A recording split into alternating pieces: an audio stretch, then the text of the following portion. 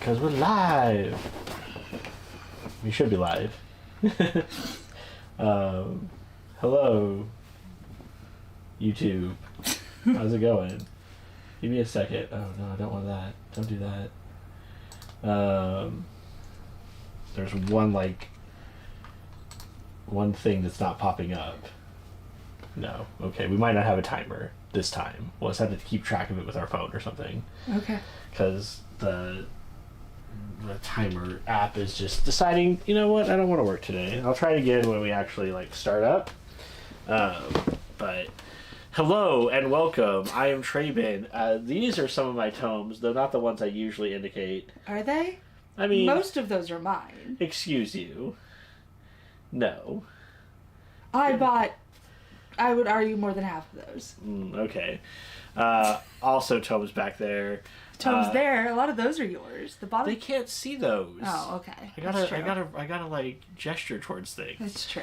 I host a booktube channel and talk about books and things. I do a weekly recap of what I'm reading.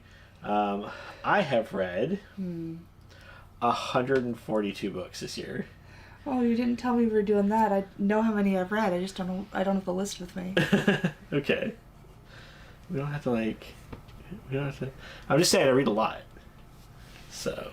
Oh, but I could have given my numbers too. Do you want me to go grab it? We can No, talk about it later. We'll grab them later. If we still remember and something we want to talk about. I have read less books than that this year.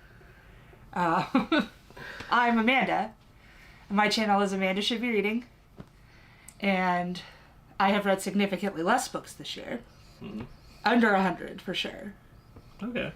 I think it was it 70 something? I think so. I think you were in the 70 range. I think I was in this because I was really surprised. Yeah.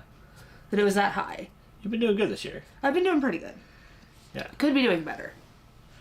And that's what reading sprints are all about. I also have a channel that has not been updated since March, but we're hoping to change that soon. And that is Amanda Should Be Reading. I said that. Okay, well, I'm saying it again. Thank you.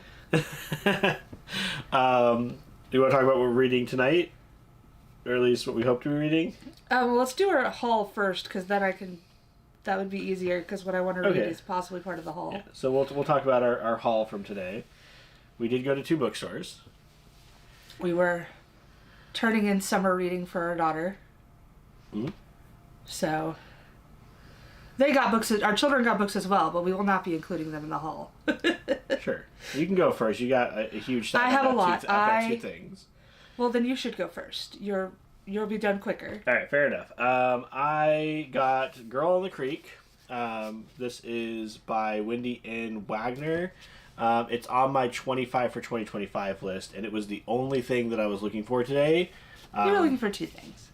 That's true. I was looking for the second Aster book, which nobody stocks for some reason. I'm going to have to buy it on Amazon or somewhere online. You're looking for Authority, too. I'm also looking for Authority. You were looking for 3 things. I have no idea where I'm going to find Authority. The other one I'm going to have to That order. one you'll probably have to order. I looked for that one, but I don't... since I didn't find it in the nonfiction new stuff, I don't know the nonfiction sorting well enough to know where that would be.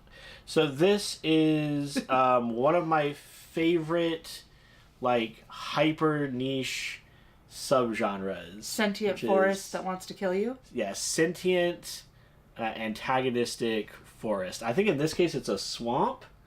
At least that seems to be the case. I don't really know. It's on the shorter side too. I wasn't expecting that. It's only 215 pages. So that was cool to see. And it will definitely get read this year because I've been doing pretty good about my 25 for 2025. You say you're 25 for 25. You set up for success. Yeah. I did not. I mean, how many was it 10 or 5? Only 5 of them are comics. I can't remember. At least 10, I'm pretty sure. Okay. Which is why I'm saying you set yourself up for success. Yeah. I did not. And then I found The Legend of Brightblade at the second store we went to. And I've been tinkering with doing comp titles for K-pop Demon Hunters. Show him your shirt. Oh, Derpy, yeah, he's the best. And so this looks like D&D-esque bard goes on adventure. Maybe he fights demons, you know. So I thought that's a cool one to check out. And I've really been liking like the young reader graphic novels. Same. Like I think I pick up more from the young reader graphic novel section than I've picked up from there's a young adult graphic novel section. I don't think I've ever picked anything up from there, honestly. But I think in the past, like... you pick up from the middle grade one? Yeah. I think in the past, like 6 months, I think I picked up more titles like this and like for young readers than I have just like generic, like the regular graphic novels. I'd have to think about it. I've been gifted... I got a lot of those for my birthday, though, so that offsets it, I think. All right, that was it. Those were the two I found. You could have done a birthday haul, too. I could have done a birthday haul. Because it was recently Traven's birthday. Yeah. So I did not have nearly as much restraint at the bookstore. So I bought one that I was actually looking for, which was Apothecary... They can't see any of these. Apothecary Diaries 2. Do I need to do the thing? You can do the thing. I can be up here. I can do this. Be Vanna White. Ooh. Apothecary Diaries number 2. I read the first one. You're a little high. There you go. I read the first one, really enjoyed it, so I grabbed the second one. Just stand like out of frame. I had another volume of manga I was looking for, but they didn't have volume 2, which was very frustrating. I did pick up another volume. This is called Yagi the Bookshop Goat. Oh, Apothecary Diaries is about a girl who solves mysteries, kind of, with, because she's really good at medicine. So she's solving a lot of medical mysteries while she is, like, under the guise of being a food tester. But the people in the palace know that she's smarter than she's letting on. So while they have her as a food tester, which she has mentioned is not a very good job for her, because she has built up an immunity to a number of poisons, they know she's really smart, so they're trying to use her brains to help solve other problems within the court. And then I got Yagi the Bookshop Goat, which looks like a little, it's a boys love title. You're way high. All your shoulders feet. I was panning up. Oh, okay. It's about a character who is a goat who really loves reading, but he also is, like, drawn impulsively to eat the books. So It's pretty funny, actually. The wolf is like the bookshop owner who he convinces to hire him. What? And it sounds off the rails and adorable, and it seems like it's a one shot. So even if I hate it, it's not like I'm getting into something longer. Sure. It seemed cute. This is The Stepmother's March-In. This is one that I picked up because of Emily at the Astral Library. She keeps talking about this one, and it is in the villainish genre, where it is kind of like a small time loop where she wakes up, she dies and then wakes up at a point in the past, and it's, can she rewrite her history to improve things with her children or her stepchildren. I especially wanted to get this one because of another one that will come up in a minute. She has pink hair too. Sure. But I was I've looked at it like 3 times, and I've always like not gotten it because it is a little more expensive than other manga because it is full color. But I took the plunge today because I keep putting it off. Then let's see. Let's go with the ones I bought on purpose, like the ones I was actually kind of looking for. On purpose? Oh, how did these get in here? This is an accident. Whoopsie. I picked up Vera Wong's Guide to Snooping on a Dead Man because I really liked the first Vera Wong. I highly recommend the Vera Wong series. I haven't read the second one yet, so I'm not sure how well it holds up, but it had a really good found family cast. Vera was just really...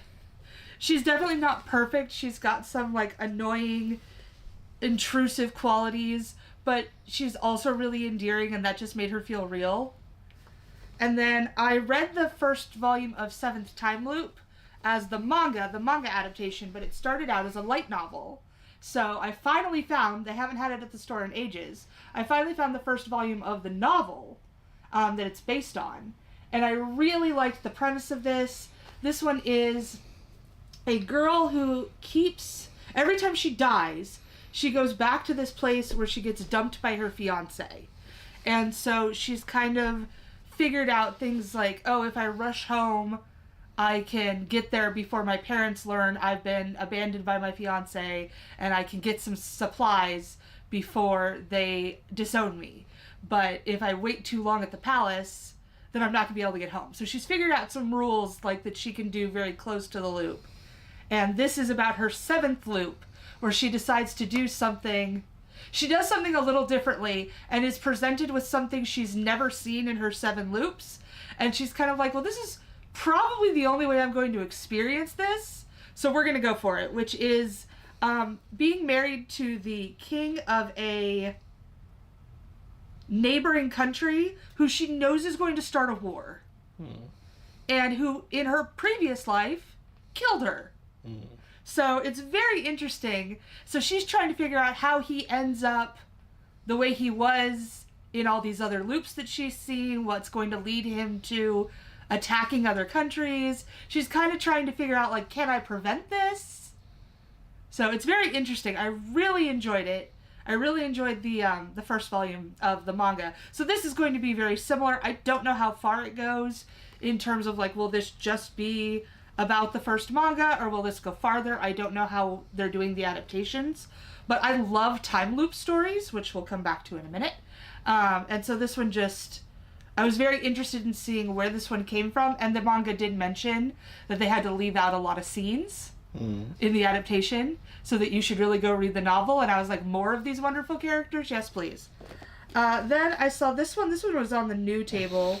This was like one of their monthly picks. This is The Cautious Traveler's Guide to the Wastelands. It sounds like it's like a book on a train where something really bad happened to the last train that went through this area, but no one can remember what it was because magic is involved. And it just seemed really interesting. I like books set on trains, and the synopsis really grabbed me, so I grabbed that one. Same with this one. This is The Amalfi Curse. And I grabbed this one because it was, one, it was pretty, but two, it's about a sea archaeologist. Was that her profession? Something like that. And she's gone to this wreck to try to find stuff at the wreck, but also on her father's very last dive, he discovered like a cache of rare gems. So she's trying to find that. Nautical archaeologist. And so she's engaging, trying to find the shipwreck and investigate it, which is also leading her into the community around this area and the secrets there, and there may be a magical curse involved. So it sounds very interesting. And then the one I may be reading today, because it just sounds right up my alley. This is The Man Who Died 7 Times. This was comped in the store as Knives Out meets Groundhog Day. And like I said, I really love time loop stories. This is by, I believe this is a Japanese author. And I like a lot of Japanese literature. I like the style that a lot of Japanese authors have. And just the idea of like a murder mystery in a time loop. It reminds me a lot of The 7.5 Deaths of Evelyn Hardcastle. Because the name's also number, death. Yeah, this one doesn't have a name. Okay, a man. That is not a name. Yeah, but if it was like called like Jimmy. Well, it just means it's not a first name, last name book. Yeah. But I really enjoyed The 7.5 Deaths of Evelyn Hardcastle up until the ending. The ending was eh.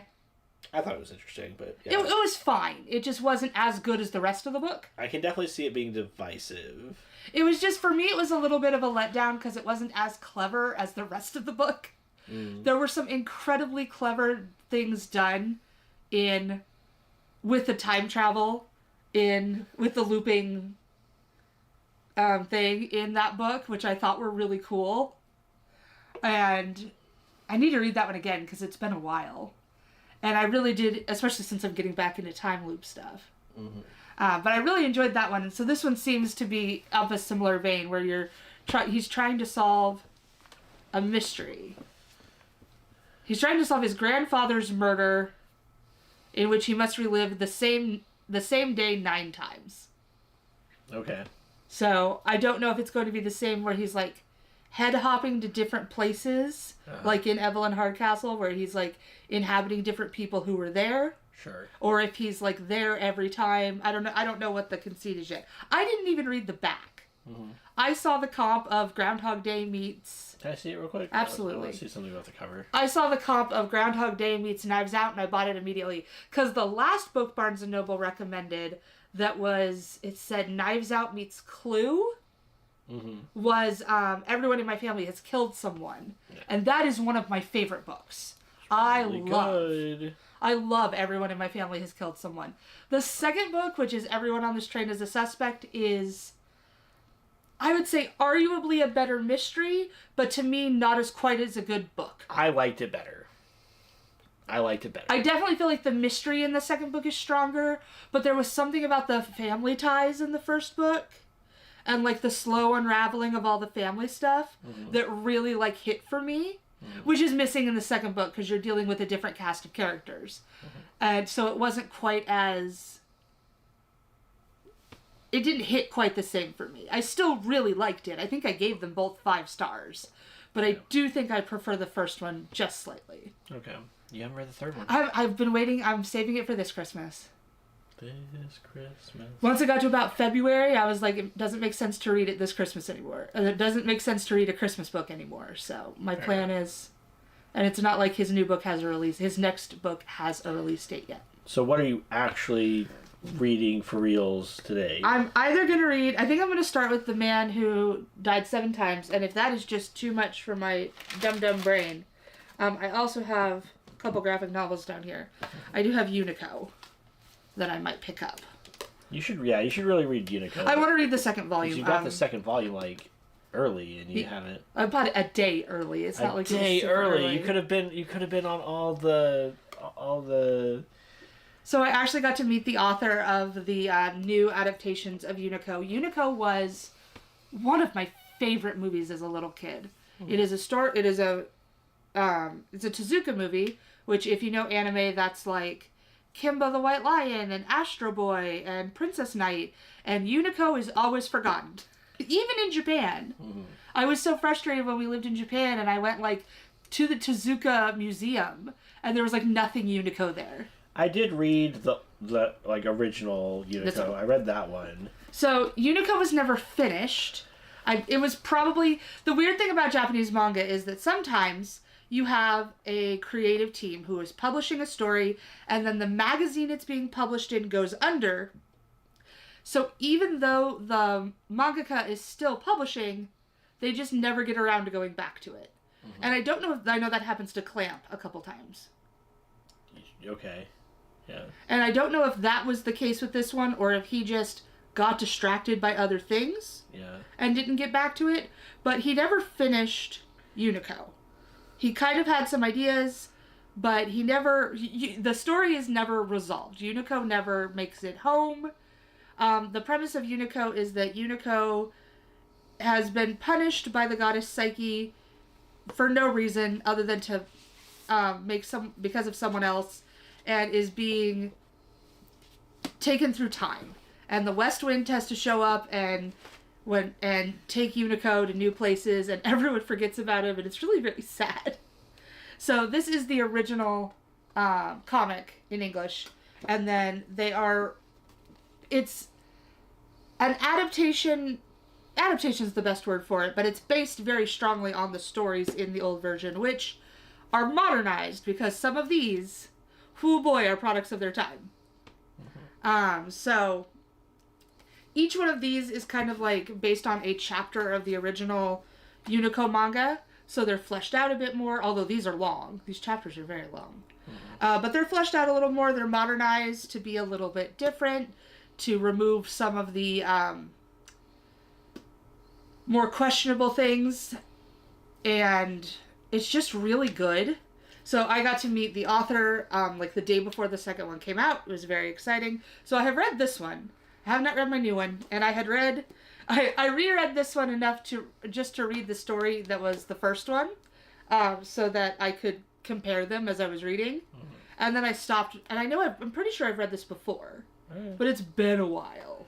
All right, I'm going to keep mine short because we've been talking for like 20 minutes. What? We need to start actual sprints. Actual reading.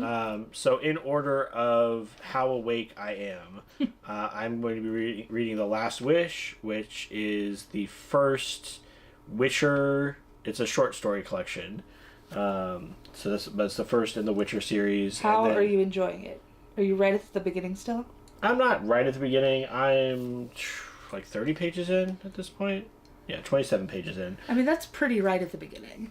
They're short stories. Like, it's already gotten to, like, it's good. Anyway, second thing I will pick up is Nice House by the Lake. By the Sea. All right, I already read it, By the Lake. I don't want to talk about what this one's about because, like, it's massive spoilers. It's about a nice house. There are very nice houses where very terrible things happen. But I would highly recommend it if you're a fan of, like, cosmic horror. There's a lot of cosmic horror kind of stuff in here. But you should start with The Nice House by the Lake, right? You should start with Nice House by the Lake because this directly references it. It is a sequel book. And it doesn't... Like, you could read it, but you would be, like, horribly confused. Okay. Who are all these people? I was saying, it wasn't designed... Why do I care that all these people show up? It wasn't designed as a jumping on point. It was definitely a continuation. I don't feel like it's a jumping on point. Okay. And Good then, to know. Legend of Brightblade will be if I'm, like, really falling asleep and not being able to handle the other two. So, with that out of the way, let's go ahead and start up the sprints. Let us know in chat what you're reading. How's your evening? What time is it where you're at? I'm very curious what time it is where people are because it's midnight when we start these here. Yeah. And so I wonder if we're getting like the other side of the world. Almost certainly. All right. Almost certainly. But we'll go ahead and get this started. If I don't get the timer up, we'll just keep it on the phone. So we'll be back in about 45 minutes.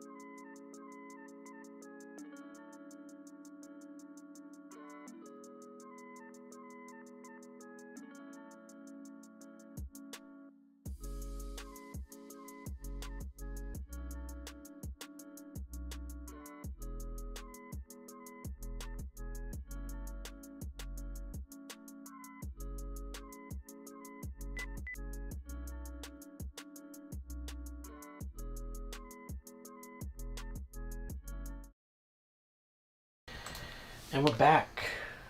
Give me a second here. Start our time.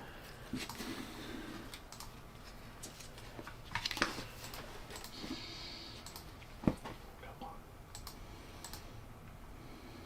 There we go.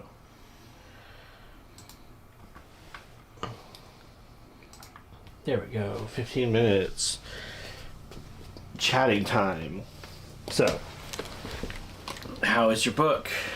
Very good. So, we've done a lot of backstory so far, but I feel like it's kind of necessary for... I can understand why he's front-loading a lot of this. Uh-huh. So we started off with the discovery of the body. Uh-huh. And that ended with the revelation that he's really confused because there wasn't supposed to be a murder today. Because this is already the second loop. Okay. We have found out that the main character suffers from a condition where sometimes he relives a day 9 times. Okay. He has no control over it. Mm-hmm. He calls it the trap. Mm-hmm. Because he's trapped in a day for 9 loops. It's always 9 loops. Mm-hmm. And only the last loop matters. Okay. Whatever happens in the last loop becomes what happened for everybody else. Okay. Everything that happens in all the other loops is reset on each loop. Sure. He figured this out when he was a child. Because like they were having the same food over and over. Uh-huh. And he'd be like, why are we having this food? And his mom would be like, we had this yesterday. What are you talking about? Okay. And then he started to clue in on the fact that his family was having the same conversations, not just similar conversations, but the exact word for word conversations, and started to realize that things were happening over and over. Okay. We had a chapter kind of explaining the rules and explaining like what he's done with his powers. Uh-huh. His entrance exam for high school happened to fall on the day of a trap. Sure. So he... Very convenient for him. Oh, it was. He's very excited about this. He mentions how his grades have been really uneven because when an exam falls on the day of the trap, he memorizes all the answers. Sure. And gets really good grades. Mm. But other times he makes fairly average low grades.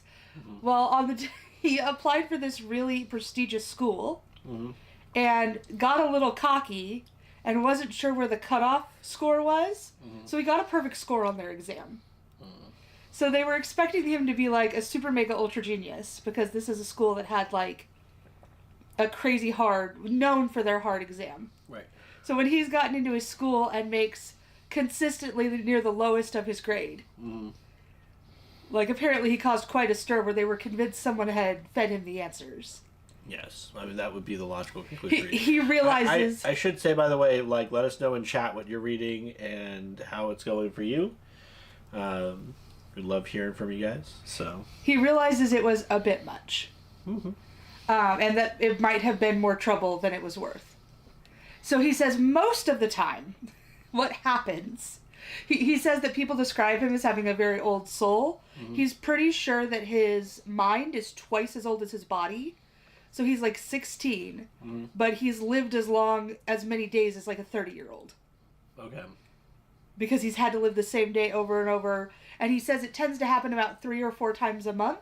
So a month takes about twice as long. Okay. But then he says sometimes it won't happen for 8 weeks. Okay. There's no rhyme or reason to when it happens. That's incredibly inconvenient. It is. And he hates it. He said that at one point he tried to like save people. Like he tried to like look up traffic accidents and like try to stop them. But he said it got really like... It sounded like he was living out a trolley problem. Because he was like, oh, if there are multiple traffic accidents, who do I prioritize? Do I go after the fatal accidents? Oh, well, maybe the ones where the person ends up in the coma is even more tragic. Because they're in the hospital, and they're right there, but they're gone, but they might come back. That's even more tragic. So he says he basically had a crisis to where he pretty much decided that he can't save anyone. Man, all this happened in like the first 20 pages of your book? Yes, the whole second chapter was basically backstory of how the loop works and what he's done with it. Okay. Also, this has led him to be very jaded, because he's tried to do some things to like... At first he was like, oh, this looping is like... I can do good with it. But trying to do good with it just led him to all these crises and like... So now he's to the point where he believes everyone is like out for themselves because that's the only way you can like survive without going nuts. Okay. He says he's limited himself to only... He's decided he will only try to prevent things that happen to himself, his family or friends, or accidents he witnesses. Okay. But he hasn't really witnessed anything. Okay. Because he kind of got overwhelmed, like, oh, but there's earthquakes and tsunamis and fires, and how do I stop all of this? And he basically, like, collapsed into, I can't stop any of it. I gotta... To live my life, I have to just kind of not try to do it all. Yeah. Which seems very normal. Okay. So he says what tends to happen is he lives out the first loop, realizes he's looping on the second, plays around on the second, the third, the fourth, gets really depressed, and then just lives out the ninth pretty much as the original one did. Okay. So this has led him to like kind of become like, what is the point of anything? Okay. And he is a very... He says that people apparently think talking to him is like talking to a jaded old man. Sure. And that he has an old soul. Mm-hmm. Because he has just been alive longer than he has. So the first loop he had... Well, the second loop, actually, because we discovered... I find it very interesting that this is a time loop in which the character already knows the rules. He's very aware of what the rules are. And he talked very clearly about... He's the only one who can change things. But on the second loop, there was a murder that there wasn't one on the first loop. So something... on the first day. Okay. The first loop. So something he did must have caused his grandfather to get murdered. Happy Death Day. So we haven't gotten, like, we've now flashed back to before they arrived. They're there for New Year's. Okay. So now we flash back to, like, them arriving and we're introducing all the characters. Yeah. But now we have in mind, there's going to be a murder. And we understand how the time loop works. Mm-hmm. It was very front-loaded. I can see that kind of turning some people off. Because it has been very, like... It has been a little telly. But I also think that that's kind of... I can see why the author wanted to front-load these kinds of things. And he is building characterization into it. Yeah. With, like, the way the character tells you these things. And I'm very interested because this is not... someone who has suddenly found himself in a loop and doesn't know the rules. This is not the first loop even. Like, we're coming into it on the second loop. We're probably going to be told what happened on the first loop. But it's very interesting that the murder only happened on the second loop. Yeah. So it's very interesting. And very quirky. The characters so far are very... Like, they're wearing these tracksuits. This was not just a, like... Squid Game-y choice. Okay. They're all wearing tracksuits for some reason. So I finished up the first short story in this collection where he's trying to break a curse. Okay. And you learn a lot about the lore of this particular type of monster. It's all very interesting. And that's the first Witcher thing you've ever read, right? Yeah. And then there is like a framing story that's moving forward between the other stories. So we got a very short like interlude chapter where that moved forward a little bit, and that's clearly taking place. That's taking place right after the first story, because he gets injured, and they mention his injury. So it's not just a short story collection, but there's something that's going to go through the book. It seems like that's the case. Very interesting. And then now he's... So there's a second story now where he is just chatting with this monster who I guess used to be a person. That seems to be like a common thing here. But the monster that he's dealing with can control anything within his house. So he's like going through and like turning the lights on. He's like... The house is like making dinner appear. Like Merlin? Kind of, yeah. I can't... It was unclear. I think he might have just made the food appear. Oh, okay. So more like Farpoint Station. Yeah. You watched that recently enough to catch that reference?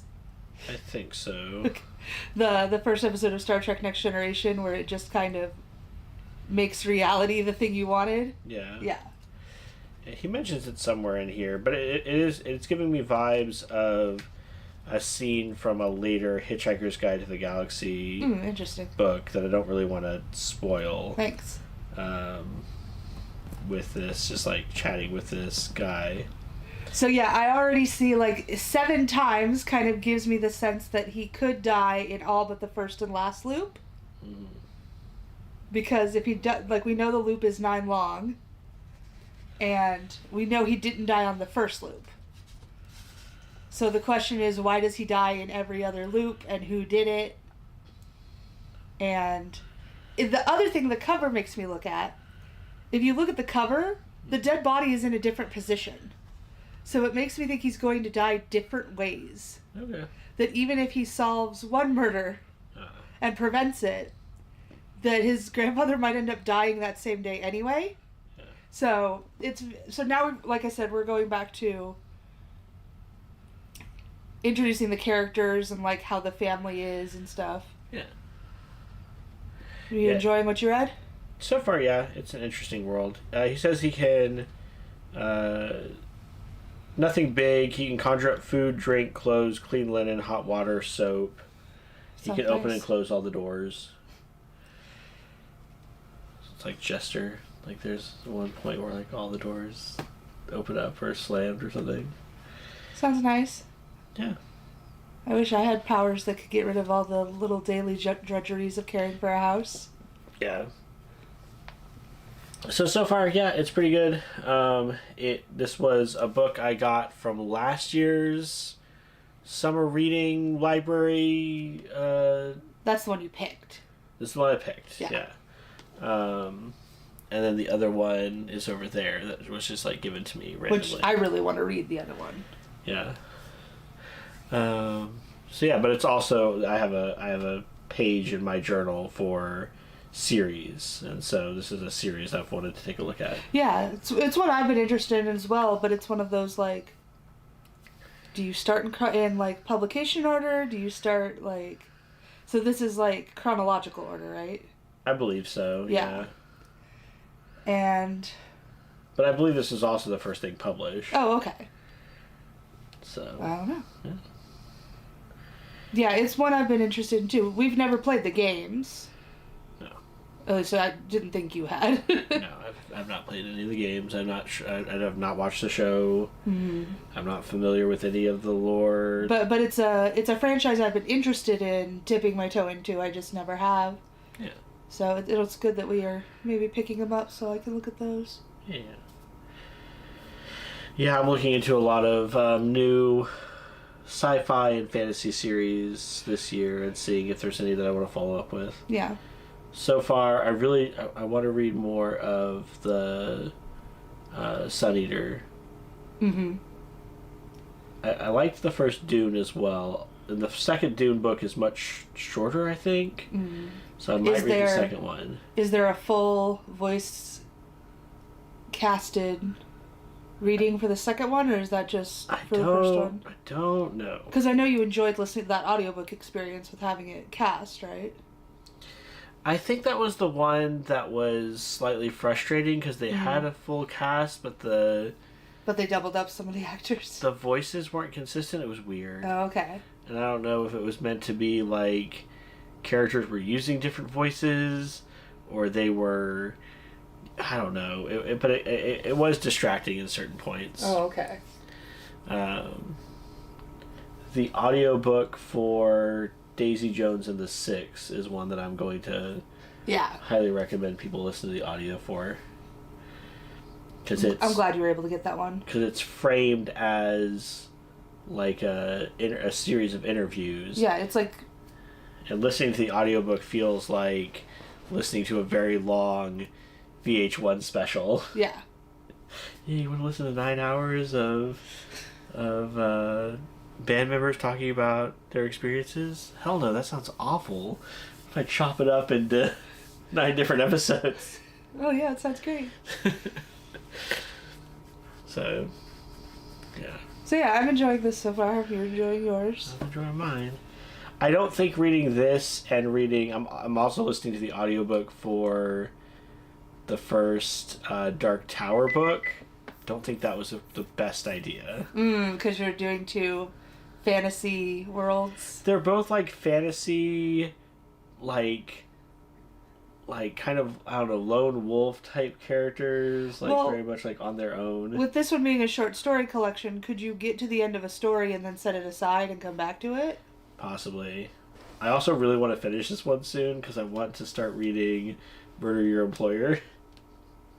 Well, that's what I'm saying. Like, if you take a break on this one, could you go to Murder Your Employer, which is very different from these two? Uh-huh. So therefore, wouldn't be as weird of a. Yeah, possibly. And I think I could finish the first Dark Tower book tomorrow. Oh, really? It's You're that only, close? It's only 7 hours long, and I'm already halfway through it. How is More that than going? halfway. It's good. It's really weird. It's like Weird West. Mm-hmm.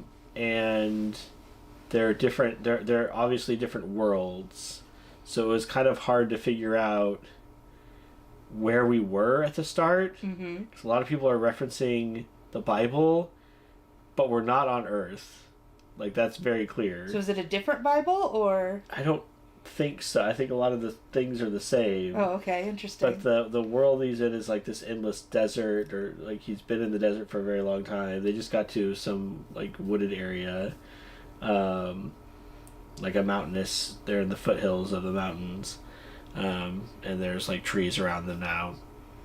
But for the longest time, it was a desert, and the gunslinger doesn't know anything about what television is, or so he might just be from a different time. Are some of the characters from maybe our world and other characters are from a different world all meeting in this other world? There's definitely a character that is from our world or something very close to it, but he is forgetting what that world was like. Okay.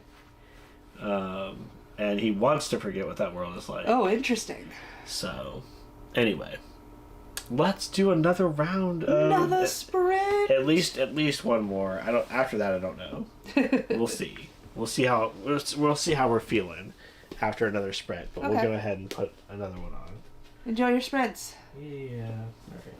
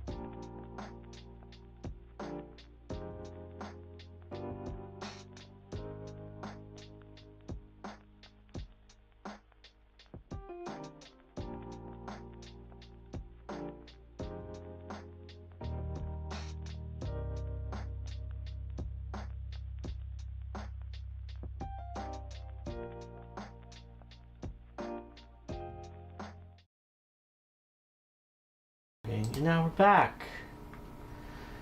Back to chatting. I might be able to do one more if I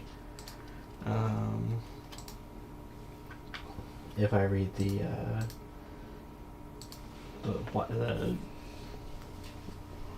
young reader book. I don't think I can do this one for another 45 minutes. Oh, I'd be happy to do this one for another 45. I'm just getting into it. Just getting into it. Yeah, you also got some rest this afternoon. I took a nap. So,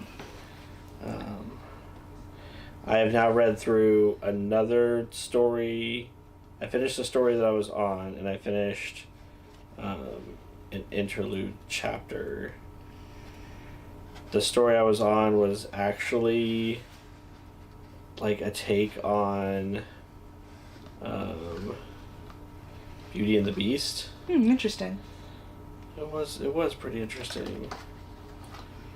So we've gotten into the actual narrative now. Okay. We are back before the loop. I believe we're still on the 1st of January. Mm-hmm. Because they've all come to the grandfather's house for the New Year's celebration. Okay. And we got some backstory of where the family relations are, which kind of established why they're there for New Year's. Mm-hmm. So we've learned that the grandfather has 3 daughters. Mm-hmm. And he was not a great dad. He gambled a lot of their money away when they were younger, so none of the girls really felt a lot of affection for him because he was always drinking and gambling. And so they were always very poor, even though they were fairly successful at his restaurant, because he just gambled all their money away. So the main character's mother, who was the oldest daughter, got into a good university and married someone she thought would be successful. Mm-hmm. Didn't even invite her sisters or her father to her wedding. Mm-hmm. The youngest daughter dropped out of high school and married and moved in with one of her teachers. Mm-hmm. She wasn't very academically gifted. So she was in a very low girls' school. So she dropped out and moved in with a teacher, and they only got married when they had their first kid. Okay. And this left the middle daughter to kind of care for the father all on her own. Mm-hmm. And at some point, the father hit pretty much rock bottom. He tried to run away from his creditors, and his idea was he was going to spend all of his money and then throw himself into the sea. Okay. So he decided to go bet on some horse races and make a bunch of long odds bets, and he won every single one of them. So then he was like, okay, there's still fun to be had. I'm going to go play the stock market. And I'm going to choose the worst companies that no one's ever heard of. And his success continued. And he multiplied his fortune by 10 times. Okay. So at this point he kind of went, well, okay, I guess I'd better fix my life. So he paid off all his debts. They opened a new restaurant. Now the restaurant chain has 37 chains of the restaurant. Sure. He's the chairman of the restaurant group. Mm-hmm. And his daughter, who stuck with him through all this, is now the president of the group. Mm-hmm. But she is unmarried, so does not have an heir. Sure. So both the oldest daughter and the youngest daughter are basically fighting to get the grandfather to choose one of their children as his heir. Yeah, I didn't see food chain magnate as part of the plot here. Yeah. I would not have guessed that. So it says on the back that there's a considerable inheritance. So like the oldest daughter and the youngest daughter had completely cut him off when he was like penniless and gambling everything. So when he got successful again, they got kind of twitchy that they weren't going to inherit anything. Right. So they started coming back, and the grandfather wouldn't even see them. But because he wanted an heir, he decided to let them come visit him on New Year's for the New Year's feast with their families. And so that's been the case for I think the past 5 years or so, is that they see their grandfather once a year at New Year's. They all come together, and so we're kind of... It's a remarkable amount of backstory for this family comes together once a year on New Year's. I mean, I'm on page 64. I'm just saying, like, that's a... Well, but it's also going into, like, motive, because we know one of them is going to end up murdered. Yeah. So, yeah, we've had a lot of... And we've just had it revealed that the grandfather changes his will every year on January 1st. He rewrites his will, and then on January 2nd gives it to his lawyer. And he is revealing that he has a successor in mind, but he's never spoken to them about whether they even want it. Okay. And because the will he's going to write this year invalidates the old ones, he's letting them know who he's chosen for the past 5 years. And it's basically just been whoever he liked best that day. I mean, that's how you do it. So, like, it was his cousin for 2 years, and then the grandfather's assistant the next year, who isn't even related by blood, which the two aunts, the mother and the aunt, had an absolute freak out about. And he was like, do you not understand what adopting an heir means? It means they don't have to be related. Yeah. Then the year after that, he chose one of the main character's brothers. And the year after that, he chose the middle sister's assistant as his heir. So he's never picked the ones they want him to pick. Well, he's picked one child from each of the two daughters. He's picked the main character's cousin got picked twice. Okay. And then the main character is the youngest of the 5 grandchildren. Sure. So was it his middle brother? No, it was his oldest brother. I keep confusing his 2 brothers, and luckily there is this very handy chart, very heavily family tree, because I keep confusing who's the oldest brother. Yeah. But yeah, he chose the oldest brother 1 year. So we don't know who he has in mind for this year, but he says he plans to speak with them about whether they actually even want this. So it could be the main character for all we know. Could be. He's still in high school, so I somewhat doubt it's going to be him.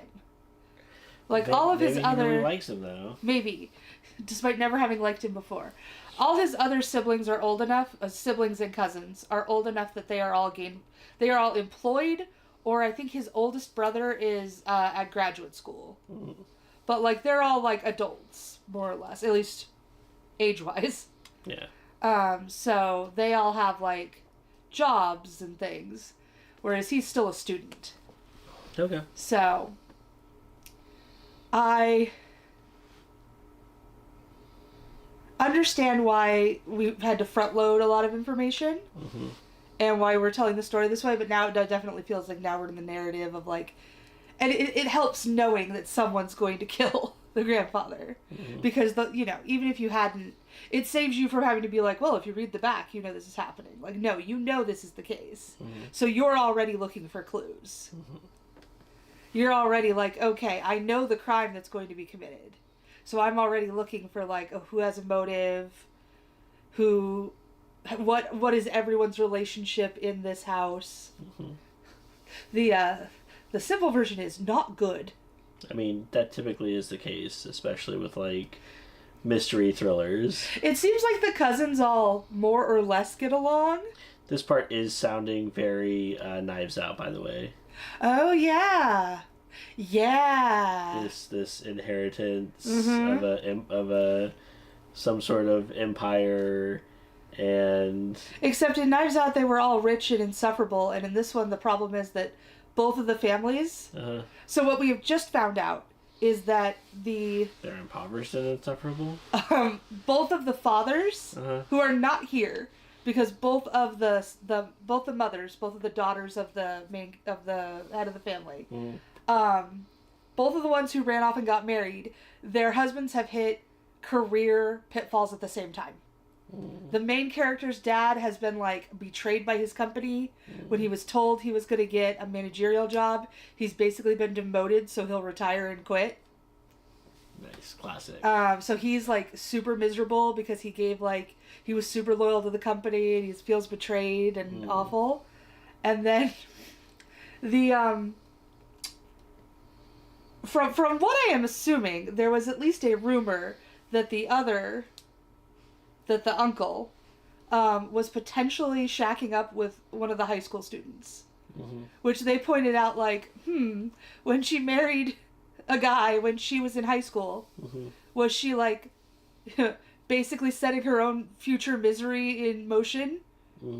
Like, so yeah, so they've both hit this. He's been fired with no pension, and the dad is likely to quit and do the downsizing for them, because if he quits, I imagine they don't have to pay him severance. Sure. Or they have to pay him a less severance than if they fire him. Okay. So they're both in like their futures. The futures of both families financially are both way up in the air right now. So both the aunts are like really like gunning to like try to figure out how to play, and they're like at each other like angry cats. Sure. So they're both highly invested in getting one of their children chosen as the heir. Got it. So it's complicated, but not in like it's complex, but not in a complicated way. Like, it's very streamlined as long as I can figure out who is who. And that is the one thing that like is a little, I'm very happy that they had a family tree in the front. Because they're doing a good job of introducing characters at this point. We were kind of just name dropping randomly in the first chapter because it was kind of a flash forward. And I was like, I don't remember who, like, I saw the family tree, I don't know who that is. But at this point, like, it feels more like, oh, okay, I know who is who that we're talking about and, like, how they fit. Yeah. I'm getting the sense of where everyone is in the hierarchy and what their relations to each other are. Okay. So I'm enjoying it. It is very... I really want to get to the time looping part, which I'm not at yet. Oh, okay. Like, I'm just like... You're at the Knives Out part. we're at the establishing what happens before the loop. And it's a mystery, so this is all very important. Like, what happens before the loop is very important. It's not quite like... We gotta lay the groundwork, too. For all yeah, the and it's not like aspects. Murder by Memory that we both read, where you're just thrown into the middle of the mystery and you have no idea what's going on. Yeah. And you're just thrown into it. You have no idea you don't know who anyone is, and you're just thrown into a mystery. Yeah. Like, I feel like, especially because this is all a family, and the main character knows all these people, it's very important to establish all that going into it. Yeah. It feels similar in what it's doing to Everyone in My Family Has Killed Someone, and how it's introducing all the family members and like their complicated relations to each other. It hasn't pulled as many oh my gosh moments as I feel the beginning of Everyone in My Family Has Killed Someone did, where you were like, what? Yeah. Well, that's why they haven't been talking to the brother? Oh my god. Like, I don't feel like they've been doing as much of that. Yeah. But it does feel very much like a family that's kind of on the edge, where you don't quite know how anyone... It feels very much like anyone could have done something. So, I'm enjoying it. Good. We got about a minute and a half before we start up. You want to do one more? I could do one more, but it's up to you. I can do one more. Okay. But, like, then I'm going to bed. Reading sprints are the best way I get reading done in this house. So. Yeah. But I will be changing up to Legend of Bright Blade. Oh, you're going to read that one instead of rereading? Because have you read all the floppies that are included in The Nice House by the Sea? No. But you read some of them. I read some. But you still feel that's too high from where your brain is? Yeah. Even rereading it? Mhm. Yeah. Okay, that makes sense. Yeah, I feel like I read the first 3 or 4. I have more of them. I just didn't read them. But, and this is something I will talk about in a future video, possibly, Possibly. about how the American comic book industry gets more sales from trades at this point, but the industry still looks at floppies for what are they going to continue. Which is really silly. Yeah, I'm going to be talking about the American comic book industry and the Japanese comic book industry, comparing and contrasting them, and like talking about how two fantasy series I read are similar to them. Well, I mean, Japan's like just as bad in some things where like they're basing it on popularity in the magazine. Yeah, but usually they will they'll bring it out to a stopping point. Yeah, but you're still reaching like you're still basing it on, although I don't think Japanese comics are not written for trade. Whereas American comics are. So it does seem very strange. Like, it kind of makes sense, at least, to, like... It's not as weird in Japan to be basing it on the ongoing story when the ongoing story isn't holding stuff back because you're not at issue 6. Mm-hmm. Yeah. But of the run to be in the trade. Yes. But it does make... all things I'm going to chat about. Okay. Well, then I'll be quiet. All right. Yeah. If we're going to do one more, I gotta do it now. Okay. We gotta go, and then. Gotta get the job done. And then afterwards, I'm just gonna be like, yeah, that was some sprints. But yeah, we'll get it over to this, and we'll do another sprint. Have one fun. more.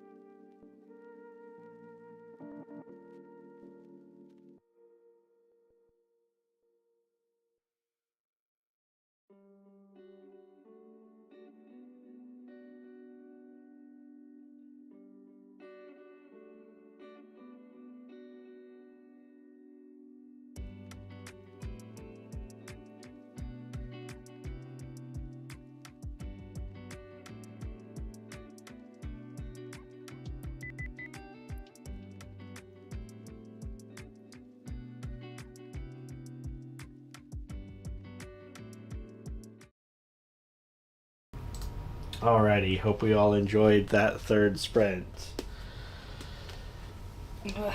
Observant viewers will notice that I fell asleep a couple of times. I didn't notice. I nodded off a little bit. It's late and I'm very tired, but I'm almost done with Legend of Brightblade. It's very cute. Pretty standard, like young reader fare, where the main character, his mother was an adventurer. Now she's like the leader of the kingdom. And so she's more concerned with like big ideas, like negotiations and things like that, than she is with like, there's an active threat right now that we need to deal with. She's like, no, the thing that is we need to take care of are these like longer term things. And so her son runs off. He wants to be a bard, not a prince, and forms a troupe of bards. So it's like a whole party full of bards. Would be nightmarish in D&D. I feel like a whole party of bards would do very poorly, except for in very, very niche situations. Yeah, you'd have to have a really good DM. But here they can, like, their magic can like make things appear. They can like what's on the cover where they're making like a dragon-y dude. Again, this is probably, yeah, they're like creating that as they like sing their songs and things like that. So I'm almost at page 100. I'm on 98. nice. So we have now caught up with the second loop. Mm-hmm. Like, kind of like, I think Is that where it started? Yes. Okay. Like, I think we're right at the discovery of the body. Like, someone just screamed. Okay. So I'm assuming Body. we are now... Because the first line is like, we found grandfather's body in the attic or whatever. Mm-hmm. We found grandfather lying in the attic. So, like, someone just screamed, and so I have a feeling we're right at that point. Mm-hmm. So we've seen how the second loop differs from the first. And what's interesting is, if he just recreates the first loop, his grandfather will be fine. Mm-hmm. But he will also end up severely drunk and vomiting, which he tried to avoid in the second loop. Okay. Because he ended up drinking with his grandfather and drinking way more than he should have. Mm-hmm. And so he tried to avoid that happening. Mm-hmm. And so he observed a lot of different things and people being in a lot of places where he wasn't the first time. Okay, so he already has the answer for his grandfather surviving this? Yes. But you've got to think, if someone murdered him on this day, Mm-hmm. if we don't solve the case of who murdered him... Right. And, like, why wouldn't you take the time that you have... Yeah, you have to do 9 loops. The freedom you have of having,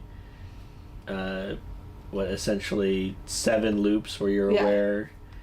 Why wouldn't you try to figure out who in your family is a murderer? That's fair. That's fair. So we've already discovered some interesting things about his family members, and like, because he really didn't run into many people the first loop. Mm-hmm. He woke up with a hangover. He overheard a few things. He went back to sleep. He went to eat. He got caught up with his grandfather, and then he and his grandfather went to go drink in secret because his grandfather probably shouldn't be drinking, so he needs to do it in secret to get away from his aunt and his housekeeper who don't want him drinking. Yeah. So I feel like we're definitely in like trying to figure out who is where, and the main character has been very clear that the universe tries to keep things in place. Because, like, he talked to someone on the way to where he met his grandfather, and he'd like to have that conversation again. Mm-hmm. But he knows that the universe seems to try to keep things in order as much as possible. So if he tries to have that conversation, it's very likely that even if he tries to stay away from the dining room, he'll still run into his grandfather. Okay. So, like, he's like, oh, I've got to avoid that place entirely. Okay. Interesting. I like that I like this idea that he knows the rules. Yeah. Have you ever thought about doing, like, the one YouTuber you watch, but, like, for books? Read a whole bunch of time loop books? Like, read a whole bunch of time loop books, talk about rules that they create, which ones are being followed. Oh, yeah, that would be fun. Yeah. I don't know if there are nearly as many time loop books as there are time loop movies and TV shows.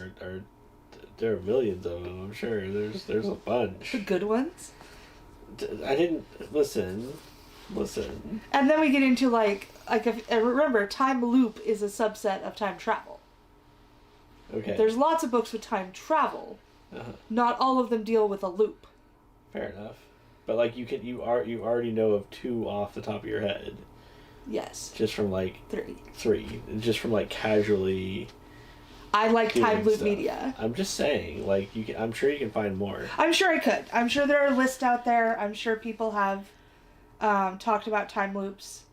I find time loops incredibly fascinating. Mm-hmm. The idea of like your actions and how they change things. Now, would you consider How to Become the Dark Lord and Die Trying a time loop? Because strictly speaking, she tells you at the start that she has been looping, and she does loop a couple of times at the beginning of the book. I would say yes, because that's entirely the premise of the book. Yeah.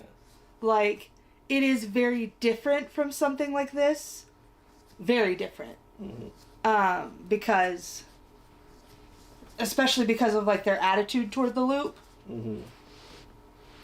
Well, that would be another thing. Like I was saying, like if you wanted to come up with like some common tropes within this subgenre, like he did. Yeah, like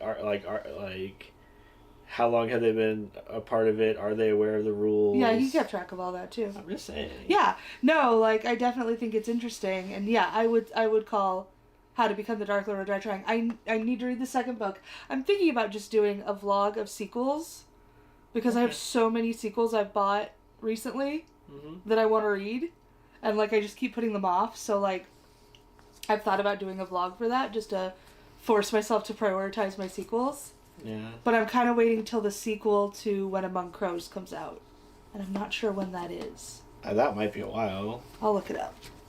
Alright, well, while she's looking that up, we'll do our sign-offs. Oh, will we? Yes, okay, then I can wait. I need to go to bed. Then I can wait to do my nonsense.